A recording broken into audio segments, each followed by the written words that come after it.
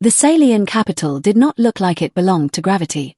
The city rose from the planet in curved towers of white metal, bending inward as they climbed, as if daring the sky to argue back. Bridges floated between buildings with no visible support. Light flowed through the air like soft water, guided by invisible systems older than most empires. Rook stood on the landing platform, helmet under his arm, watching a ceremonial guard argue with a cargo drone. The guard pointed sharply. The drone beeped once and drifted away. Rook sighed. That's what happens when you give machines pride. The drone beeped again, louder, clearly offended. Rook adjusted the collar of his armor. It was scratched, functional, and ugly. It had survived gunfire, shrapnel, and one very angry mining mech. It was not designed for places where guards polished their boots with care and smiled while doing it. His contract had said high-profile security. It had not said royal palace full of rich people who know which fork to use. An escort waved him forward. Security archers scanned him from head to toe, bone density, neural activity, emotional patterns. One arch flashed yellow. Am I in trouble? Rook asked. No, the technician said politely. It means you are thinking about running. Rook shrugged. It's a hobby. The throne hall was massive in the way only ancient powers dared to be. Columns rose like frozen light. Holographic banners hovered in the air, showing the symbols of noble houses that had survived centuries by smiling while stabbing each other in the back. Whispers filled the room. Diplomats smiled too much. Somewhere, soft music played, performed by someone who had never known hunger. Mercenary Rook, the herald announced, stretching the name like it might break. Rook stepped forward. He did not bow. He nodded. That alone made him memorable. Queen Althea sat upon the throne as if it annoyed her. She looked human at first, calm face, straight posture, but her long elegant ears marked her as Salian, a branch of humanity shaped by a different world. Her eyes were sharp, tired, watching. When Rook's name echoed through the hall, something changed. It was small, precise, but Rook noticed. The queen froze. Her fingers tightened on the arm of the throne. Her gaze locked onto him, not as a ruler studying a guard, but as someone staring at a ghost that had suddenly become real. Silence stretched. Rook shifted his weight. If I messed up already, I should say I haven't been paid yet. A few nervous laughs rippled through the hall. Althea blinked once. Then again. The moment passed, hidden behind perfect control.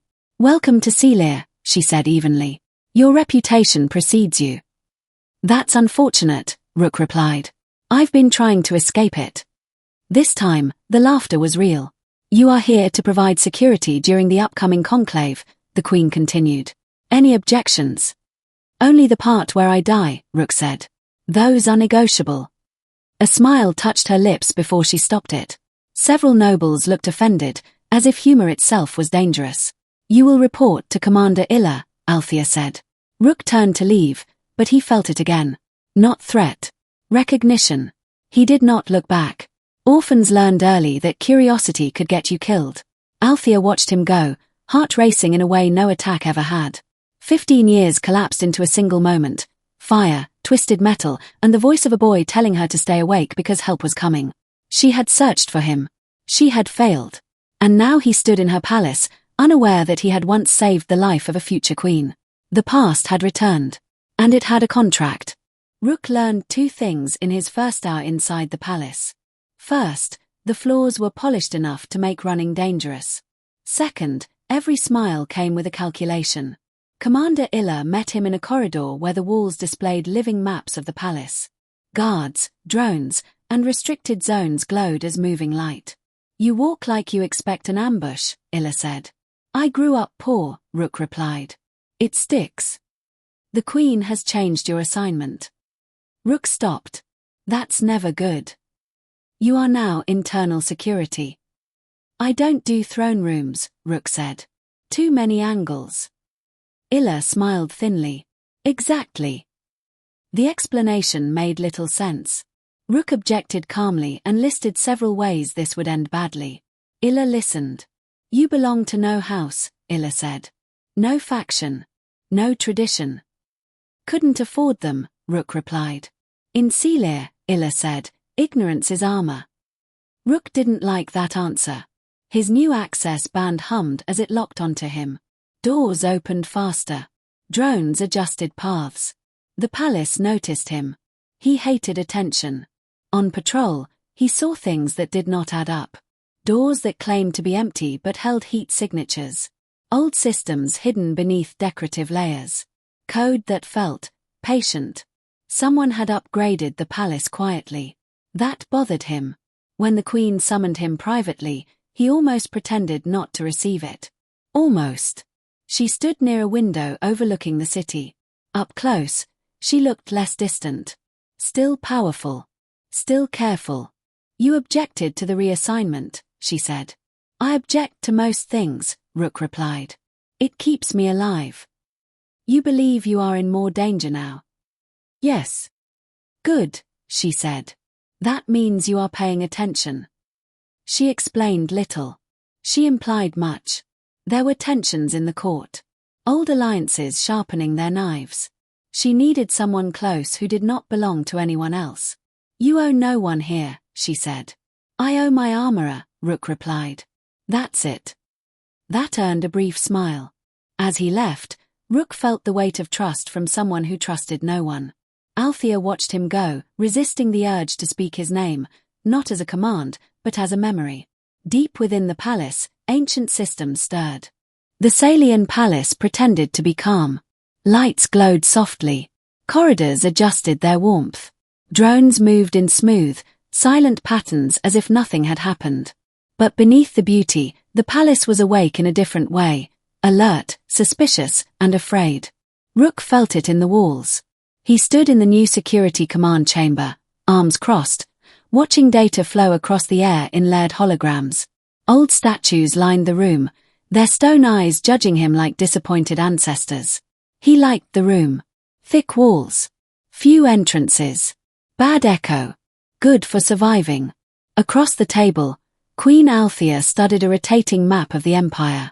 Her long ears were angled slightly back, a sign of focus. She had changed since the night in the maintenance ring. Not weaker. Sharper. They will deny everything, she said calmly. They always do, Rook replied. Liars hate silence more than accusations. She glanced at him. You sound experienced. I grew up around people who lied to survive, Rook said. Rich people lie to win. Same habit. Different shoes. A corner of her mouth lifted. Commander Illa entered. Posture stiff. We have movement, he said. 3 noble houses are quietly mobilizing private security. Let me guess, Rook said. For protection. Illa nodded. Officially. Unofficially, Rook added, they're panicking. Althea straightened. Lock the inner gates. Increase internal patrols. Quietly. Illa hesitated. That may alarm the council. Good, Rook said. Alarm keeps people honest. Illa looked at him for a moment, then inclined his head. As you advise. When Illa left, Althea exhaled slowly. You're changing how my palace breathes.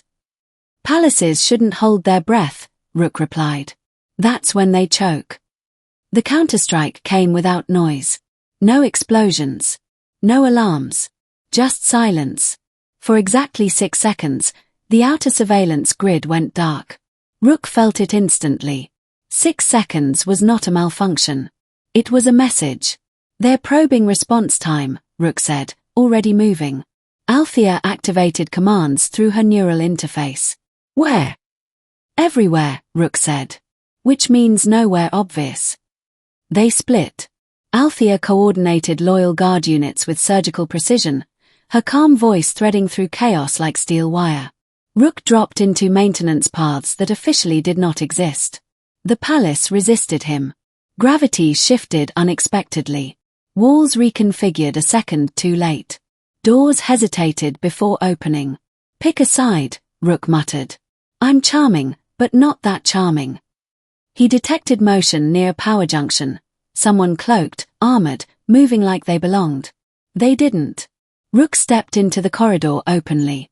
The intruder reacted fast. Too fast. Energy blade ignited. Rook rolled aside as it burned the air where his head had been. He came up with his weapon already firing, shots precise, disabling joints, forcing mistakes.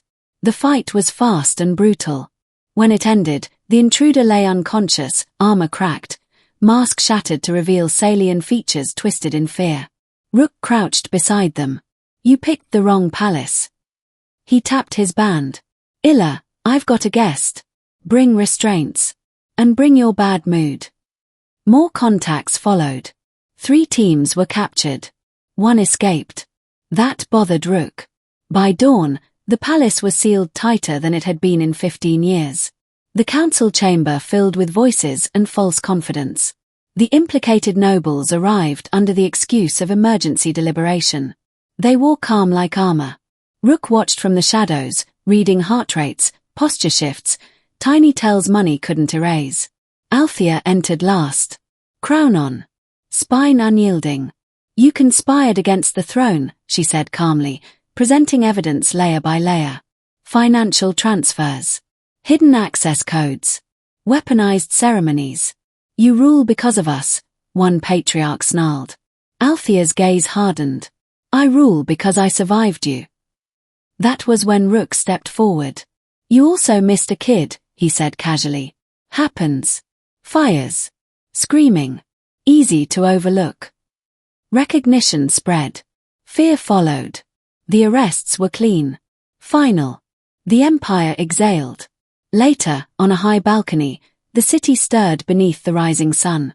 You could have left, Althea said quietly. Yeah, Rook replied. Thought about it. Why stay? Rook looked out at the skyline. Because someone needs to stand between power and stupidity. She laughed softly. The council approved his position that day. Head of Royal Internal Security. He hated the title. He accepted the job. But the Empire was not finished testing him. Weeks later, reports arrived from the outer systems. Human colonies. Under threat. Pirate fleets. Unknown sponsors. Advanced weapons that did not belong in border space. Rook studied the data, jaw tightening. This isn't random, he said.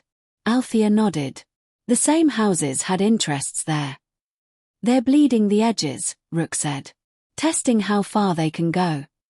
And humans? She asked. Rook smiled thinly. Humans don't like being tested. The Salian Empire had grown comfortable. Powerful, yes, but cautious, restrained. Human space was different. Messy. Stubborn. Violent when cornered. Althea folded her hands. If the outer systems fall. They won't, Rook said. Because humans don't retreat quietly. She studied him. You speak like one of them. I am one of them, Rook said. And we don't forget who hits us first. The first human convoy ambush failed spectacularly. The second never reported back. By the third, pirate commanders were refusing contracts. Because humans had arrived. Not fleets. People.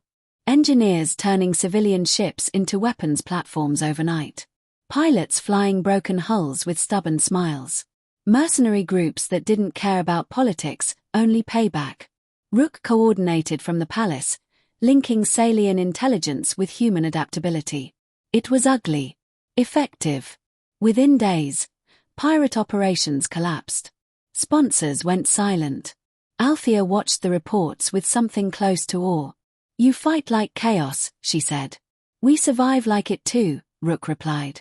One night, as they reviewed star maps together, Althea spoke quietly.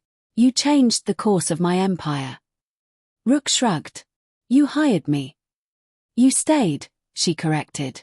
He didn't argue. Beyond the palace walls, the Salian Empire learned something new. That humanity was not refined. Not polite. But when tested, humanity pushed back harder. And this time, it had a queen willing to let it.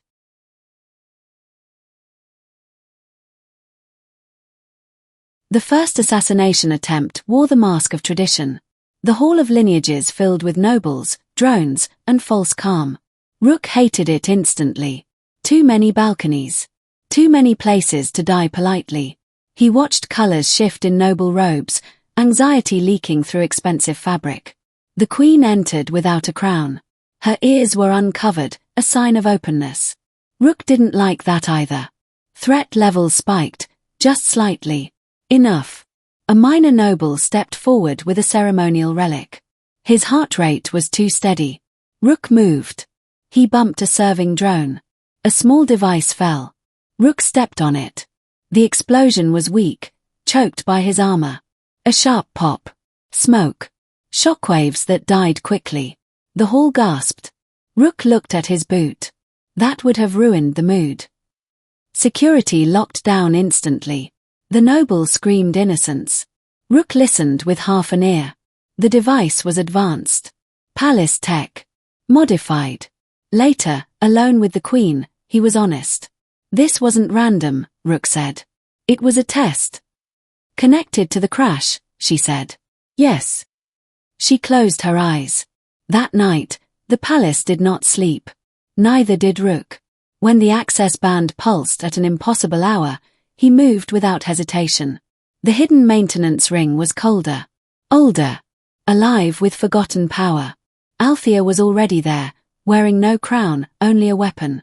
You don't sleep, Rook said. I remember, she replied. They worked together, unlocking buried systems. Names surfaced. Fallen houses. Erased truths. Then the turrets activated. They fought back to back, efficient, desperate. When silence returned, the memory hit Rook like fire. The crash. The woman. The long ears burned at the edges. I remember, he breathed. You stayed, Althea whispered. The truth stood between them. By dawn, the conspiracy collapsed. The guilty houses were exposed. The Queen stood unbroken. Rook stood beside her. The Empire survived, not by tradition, but by stubborn memory and one human who refused to run. For the first time in his life, Rook did not feel chased by the future. He had chosen to face it.